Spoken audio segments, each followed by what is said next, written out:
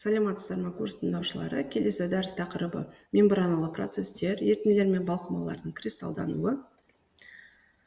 Мембрана туралы жалпы түсініктер, мембраналы классификациясы, механизмі және түрлері. Қоспаларды жартылай өткізетін мембраналар жәрдемімен ажырату процесі мембраналар ажырату деп аталады. Бұл процесс төмендегі жағдайларда кең қолданылады: химия және мұнай өңдеу өндірісінде, көмірсутектердің азотропты қоспаларды ажыратуда, ерітінділерді қоюландыруда, ерітінділерден жоғары молекулалық қосылыстарды бөліп алуда немесе оларды тазартуда, биология мен медицинада биологиялық активті заттарды алуда өте кең қолданылады. Соңғы кезде қоспаларды бөліп алу процестері қарқынды дамып келеді. Бұл процестерге мысал ретінде ауадан оттек бөлу, байытылған ауадан оттегін алу, табиғи газдан гелий мен күкірт газдарын бөлуі. Ажырататын қоспа аппараттар жартылай өткізгіштің мембранамен тікелей жанасады.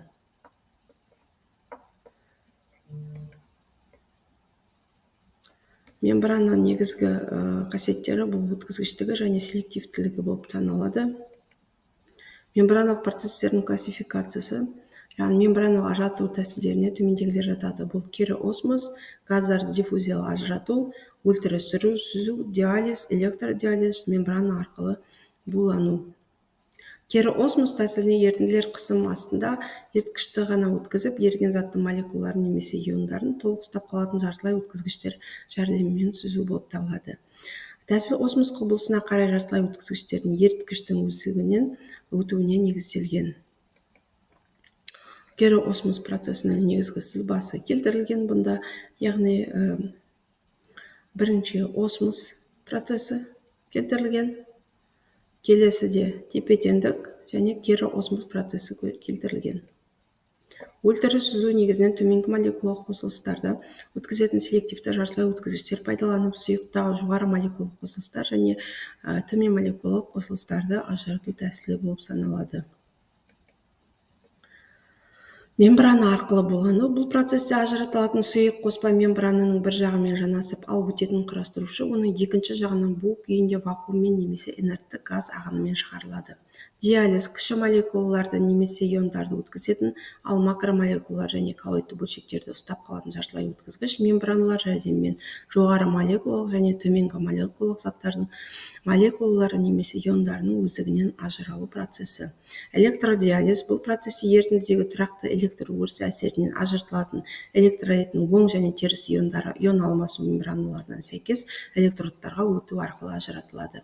Газдарды диффузиялы ажырату жартылай өткізгіш мембраналар арқылы ажырату процесі полимерлі мембраналардағы газдардың диффузия коэффициенттерінің айырмашылығына негізделген және бұл процесс молекулалық диффузиялық заңына бағынады.